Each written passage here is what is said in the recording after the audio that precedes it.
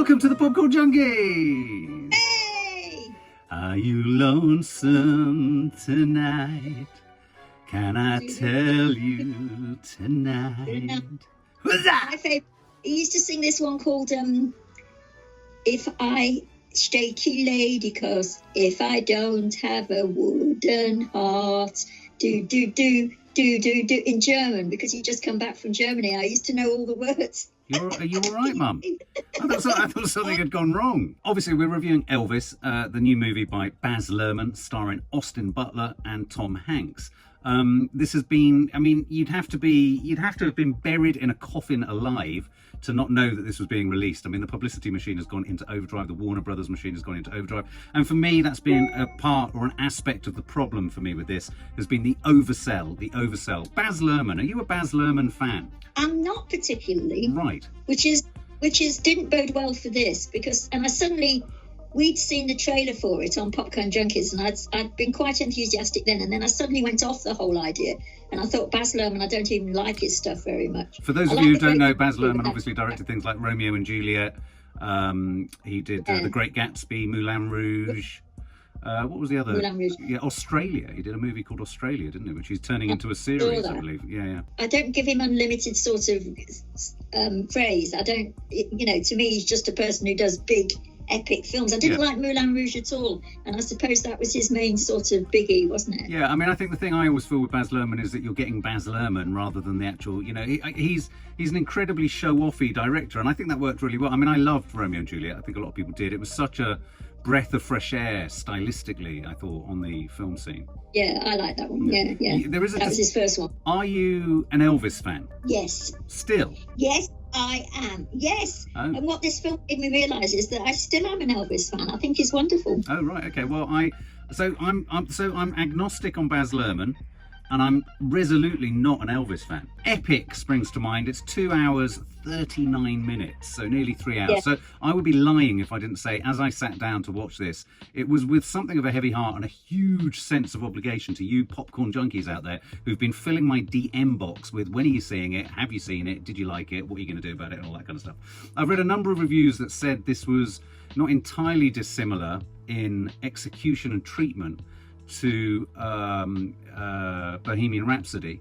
And I'd also heard people kind of talking about the possibility, and my fear, I think, going into this, my biggest fear, and I want to know what your fear was going into it. I was worried I was going to watch a sort of incredibly camp, very obvious, very cliche-ridden portrait of obviously of Elvis, but as an impersonation, and that was my big concern. As the film started and as the voiceover came up, I thought, my heart sank a bit then, because I thought, this isn't Elvis's film, it's Tom Hanks's film, and the whole film is going to be Tom Hanks. It's going to be Tom Hanks from start to finish, and up to a point, I think it was Tom Hanks. The first thing that completely wrong-footed me and broadsided me was the opening shot was a direct reference and invocation of the opening shot to Citizen Kane, where he falls and the snow globe lands on the floor, and this started in a globe.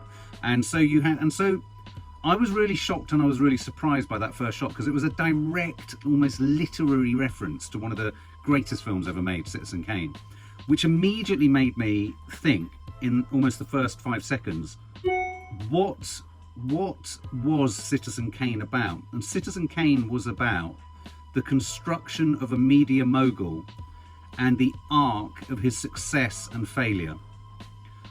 And it was quite a technical film about the media and about the building of a myth and the building of a man. And in that sense, it's totally a totally appropriate cine-literate opening shot sequence from Baz Luhrmann at the beginning of this.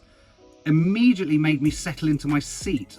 Okay. And then we set off with old Colonel Tom Parker. Is that what's his name? Colonel? Yeah. Or was that the guy who was in COVID? I'm getting mixed up. Tom Parker, but he wasn't a colonel. His name wasn't Tom, and his name wasn't Parker. But yes, he was Colonel. And I Tom got Parker. really frustrated. I thought, oh my God, here's the prostheticized head. He's really old. He's in a bed. He's going to be dancing on a drip. I thought we were going to see him dancing with a drip on. Yeah. What did you make of things at the beginning? Well, I think I said to you after I'd seen it, before you'd seen it, that you've been banging on about wigs for years being awful. and I would add to that prostheses generally in films. They don't keep up with the acting. They don't. They let the actors down, I think. And in terms of, he gave a great performance in actual fact, Tom Hanks, but he was stymied by the amount of stuff on his face. He was a bit like a character whose prosthetic face was slipping off and he was in disguise and his disguise kept falling off. Yeah. And his body as well, it was so big or it wasn't so big or whatever, yeah. Did you like it from the first shot? Did you like it from the get-go? I thought it was a good story, yeah. Leave out the prosthetics, because one has to just ignore that. I thought it was well written. I thought it was Elvis's story, true, and as true as I remember every single detail. You know, the skinny boy from Tupelo, Mississippi, who was part of a twin, his twin died, and that's what they say was his spirit was. He was living the life of two men. Yeah, exactly, and all of that. And also, what was astonishing, and this is the Baz Luhrmann trope, of course, as you would know, is that every shot was about 15 edits. What did you think of that? I'm keeping such a poker face. Okay, so once I got past that opening thing with Tom Hanks, because another thing that I was worried about from the trailer was Tom Hanks looking like this really sort of lumpy, sort of like a cartoon character in the wings, kind of watching on in this Svengali like fashion, sort of the puppet master and all that kind of stuff. I really liked the way it started with all that sort of carnival. I liked the immediate carnival context and the idea that Tom Hanks, Colonel Tom Parker, was a carny. Yeah, and I thought, and right down to the fact that there was a shot later in the film where you saw Elvis drinking, and there was a shot of the Geek title at the back. I thought it was quite a rich setting or backdrop against which to present the Elvis story. So I was quite surprised quite quickly how this was becoming a film about the inner machinations and intricacies, if you like, of show business. And what that process involves in terms of the promoter and the talent and how the talent starts, and when you start with that unrefined sort of talent and then how that talent becomes moved in a certain direction to become more commercial. I was surprised by how detailed that was. And it was detailed, wasn't it? Going into it, I was concerned as to how they were going to manifest or represent his, the influence of black music on his music. Because, of course, there's many people who feel he was the white guy who was the king of rock. He was championed whilst all the black artists in the background were left kind of, is this a man who's taking advantage, or is he, obviously he used black music as inspiration. I thought it dealt with all of that in a surprisingly uncliched fashion. I mean, yes, you had B.B. King on a bar stool playing his guitar. Yes, you had, I forget the name of the character, the woman who was singing Hound Dog from the window. I mean, she was amazing. But I really liked those scenes. The thing that amazed me the most about it was that, and I hadn't seen this written anywhere, was that it suddenly made me remember how sexy Elvis was. And this, what I thought was brilliant were the scenes of the girls, and where the girls first start to scream, their faces. And I remember doing that. I remember, Mark, screaming and then thinking, what did I just do? Not at Elvis, but at the same time, and at other people. It was like suddenly we were being offered all these gyrating pelvises everywhere, and girls didn't know, especially well brought up girls, didn't know what to do with it. I found that fascinating, like you, the scenes with the women screaming, and I thought it was a real reminder of the fact that what now we understand to be the mainstream, i.e. Elvis, we all talk about Elvis, we go, well, it's so mainstream, it's almost a little bit uncool to be into Elvis. Back in the day and in context, he was the Sex Pistols. I mean, this was radical. And I think having that reminded and kicked in, and actually that scene was the point at which a huge switch in my head was turned, and I thought, Baz Luhrmann is the right fucking guy for the job here. This is about a moment. This is about a hugely significant moment when, I mean, and maybe you could tell me this, I'd have thought that for women specifically, I mean, women and gay men, obviously, but the mainstream was heterosexuality. But this must have been a radical moment for women's sexual awakening or in pop culture. Yeah, it was. And the film reminded me of that. It captured it perfectly. There's a line that Tom Hanks said it a couple of times about what you've got to do. I think it was his voice that says it, that the girls were screaming, what you've got to do is give them something that they want, but it's actually just a bit more than they can deal with. And but they're going to, but you're giving it to them. And in that sense, they don't know what to do, and so they explode, and that's what they did. They did do that, and I can remember that feeling so much. So my head and my heart was all over the place at this point. I wasn't knowing what the hell was going on, because I thought I wasn't going to like. I didn't like this. I didn't. And then I threw my stern spotlight back on Tom Hanks, and I thought, despite his prosthetic outfit, I thought, hang on a minute, I'm believing him. I'm getting him. Yeah. I trust what the director's doing here with this character. I believed their relationship. And I'm going to come off the fence. I thought at that point that it was almost like, I think he was in a number of different locations, but that profound scene where he shakes his kind of pants and everyone goes nuts. And the editing, one thing you have to say, if anything deserves an Oscar at next year's Oscars for editing, this film deserves it. The editing was absolutely sensational. Sensational. And that's what I thought. I knew that you'd think that. I knew if you hated every aspect of it, you would just applaud the editing, because it was fantastic. And then I sort of reflected on Austin Butler, and Austin Butler is sensational. Yes, he is absolutely. You think he's sexy? I don't know about if he's sexy. I thought, but he took the idea that this is in any way, shape, or form like Rami Malek impersonating Freddie Mercury is shocking to even suggest, because this guy inhabits it. This guy brought layers to Elvis Presley that I could never in a month of Sundays imagining. No, thank you. I'm so pleased you said that, because I thought that was true. There's been some sort of furious debate on the wings about the fact that there was some spokesperson in America saying the one thing Baz Luhrmann didn't do was portray the fact that Elvis was loved as much by men, straight men, as he was by women. Now he said, I thought, well, don't make a fuss about that, mate, because how could he have shown that? It would have been impossible. It had to show you one thing or the other. And the fact that the girls were all sort of... No, I think you made absolutely the right decision in showing the girls. For me, this film, like a slowly opening sort of crazy punk rose or peony, as it opened and unfurled, and the petals showed more and more and more, and they were sort of made of this sort of, gilt-edged gold and shiny. I was captivated. I was absolutely. I was so captivated. I was shocked. I was amazed. I was in awe, and everything about this is cinema at its absolute best. This is. Do you agree? I absolutely agree. And you thought I was going to lie. I think that when people talk about, you can watch stuff at home. This, yes, the big Avengers films, the big tent poles, all that, Top Gun. Yeah, these are the obvious ones that we say, go to the IMAX. Now, hang on a minute. This has to be seen on a big screen. I mean, this is.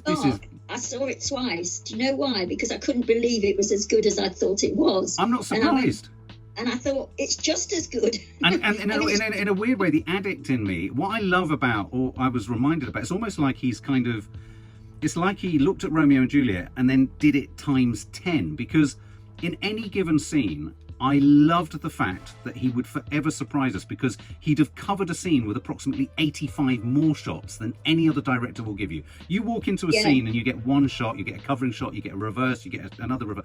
Baz Luhrmann in this, he's giving you not only about 16 different shots, but he's also then cutting you away to archives, still photography, flash lamps, animation, and it's not done in I think there might be some people who go, it's too fast, someone said as a criticism, this is like a almost 3-hour trailer. For me, that's what makes it so rich. Beyond the Trailer Woman said that, and I so disagree with that. I mean, it benefited from that. It was absolutely astonishing cinema, I thought, for that reason. It drags you. So for some, and the reason I sort of had that long build-up is I am not an Elvis fan, and by the end of this film, I was an Elvis fan. I was absolutely flabbergasted by how successfully it did its job. I was shocked. I was surprised. And what I really liked about the experience was I was reminded how we should never prejudge anything based on anything, because and again, the whole showbiz story, I thought it was to have the lyrics of one of his most famous songs, I'm Caught in a Trap, given such redolence by the fact that he was trapped in fucking Las Vegas. Yeah, they ended it on that. It was amazing. It was amazing. Yeah. I mean, as the film went on, and it has benefited from me seeing it twice, because in some of the single sort of issue songs, like I think not the Devil in Disguise, or I'm Evil or something, there were about 24 edits in one one take, if you like. And I mean, it was just astonishing, I thought. It wasn't just the fact that he was sexy and he was doing moves. He looked like nothing else. He wore makeup. He was pretty. He was sort of that sort of stroke thing of transfers from one sex to another. You didn't know, you know, like people literally looked at him and said, what am I looking at? I mean, everybody thought that the whole of government would be brought down, do you know what I mean? Because it was so extreme. And I thought but all of that has been lost in the whole telling of the Elvis story. Everybody just remembers the fact that he was a fat old man trying to keep his trousers on, you know, as he got fatter and fatter. I'm really pleased you say that, because I was talking to Lisa about this last night, and she's an enormous Elvis fan, and she was so chuffed that this is a portrait of Elvis that doesn't go the classic route. We've all seen the fat Elvis, the hamburger eating Elvis, you know, how he died, all that kind of stuff. And I thought it was classy in the way that it shifted our focus to something else about Elvis.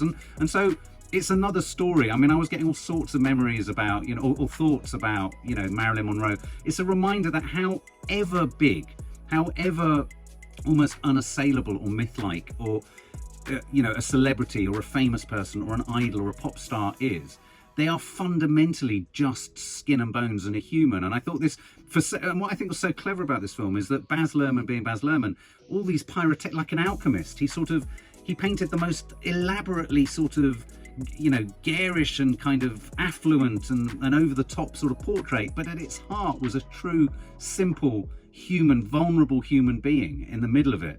And I think we forget that with someone like Elvis. And back to riches, and then back to and I really cared. I mean, if there's a couple of beats that didn't work for me. I thought the Priscilla Presley, I thought his love interest, that didn't really work too well, and I felt the hand of the director having to tread carefully because he wanted to keep the living family relatives happy. And I thought Tom Hanks, let's go back to Tom Hanks.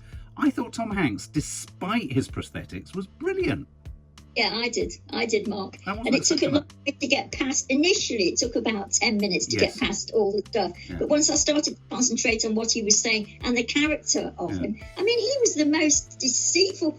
I mean, didn't you think that scene where they were writing down what he would pay, what that man would pay him? Unlimited credit. Money for your unlimited credit to stay at Las Vegas. And you could so feel like the absolute stultification of him being there. But at the same time, he played, and it's a very sort of hackneyed line that he was there because he loved being loved by the people, but he so did, and it killed him. It killed him. The fact that he just stayed there, you know, with people loving him, and up in his room and like an eerie, and just drank himself. And Judy Garland, you know, they've all done it, haven't they? Marilyn, the whole bloody lot. And I thought it was an incredibly, I thought, for saying, you know, Elvis is very mainstream, I thought it did a great job of reminding us that Elvis was once the most radical thing to have happened in music. Exactly. Yes, there's a debate to be had that music was already happening within the black community. That is a different debate, and I recognise that, and you have to name that. But within the white mainstream, he was as revolutionary as we all like to think the Sex Pistols were when they came out. It was a reminder of that. I thought it was an amazing portrait of the changing kind of you know, the changing sort of underlying sexual appetite of a public, of a female audience and a male audience, and the threat that posed, the threat to civilization, you know, the conservatism, seeing all these politicians not being able to cope with it. I loved all that. Yeah, and that was so sort of true. I mean, that was so true. That was like, you know, it took me back to mom and dad, you know. And I think also the film accomplished something very, very difficult in today's climate, which was, it's an incredibly populist film, but he dealt with it in such a film literate fashion. I was stimulated cinematically almost every second because I just didn't know what next to see. And it wasn't like, what next am I going to see? How's he going to trump the last thing? He was making inventive choices. He was making editorial choices. He was going to archive when something needed to be stressed. He was having a freeze frame of a woman gasping when Elvis was dragged off stage that time and he kisses that woman. It was so stylistically done. And some I'm sure will say it's all the MTV-ification of da-da-da. But I tell you what, this for me is one of the best, most stimulating, epic tentpole films I think I've seen in a long time.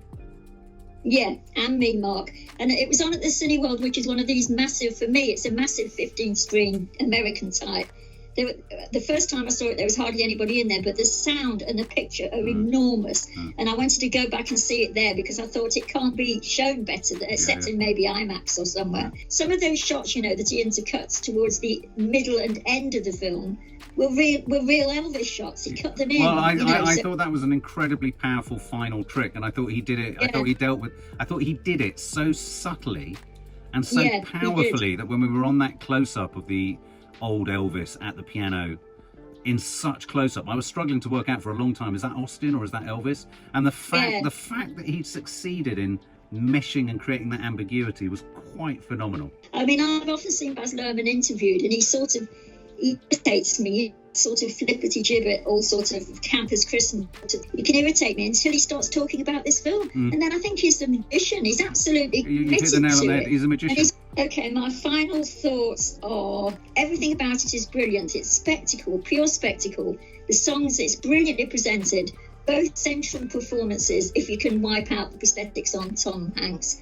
It's so well written. It's brilliantly shown to us. You know, we believe that was happening, that he was taking advantage of Elvis, and Elvis didn't. When he did know, it was too late. It was too late, basically. But and the singing, the absolute sort of the thing of the women and the screaming and him being so just plain sexy, took me back to being 18. It really took me back to being 18 in a way that nothing I've seen has done before, which I thought was quite extraordinary, because clearly those girls that were screaming were actresses or from the real thing. But I thought, my God, that's what I did. I'd scream and think, why have I done that? You know, so altogether it was an absolute surprise. It's brilliant. I think it's a really, really good film, and I would give it 97. Wow, 97. Okay, I thought it was a brilliant film. I think it's an incredibly meticulously detailed, brilliantly observed portrait about the perils of fame, the ways in which fame could be achieved in the past.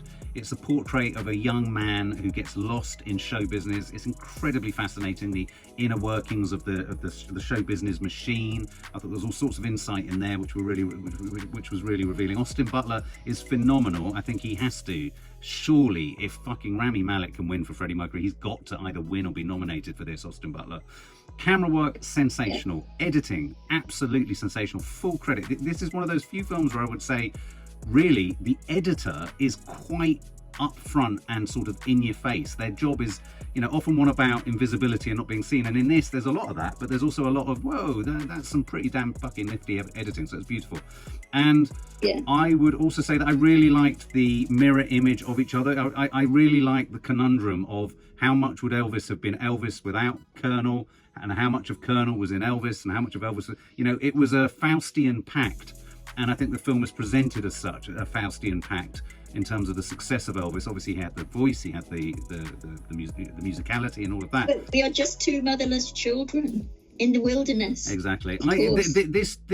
This promoted Elvis's story to the level of Shakespeare. Yeah, didn't it? Didn't it? Yeah, Very good point. So I would give it, given that I would give this, I came out of it and said to Nadia, she has to take the kids and they have to see it as a matter of urgency. It's an obligation. You have to see this film. It's brilliant. It's absolutely brilliant. You've said 97. I'm probably going to give it 98. I thought it was absolutely sensational. It was a multi-sensational experience. Yeah, and you can almost see why I saw it again, I bet. Yeah, totally, 100%. It was a sensational film. Sensational. Yeah, sensational. Yes! For more film and family fun, don't forget to click the subscribe button and make sure to click the bell to never miss an update.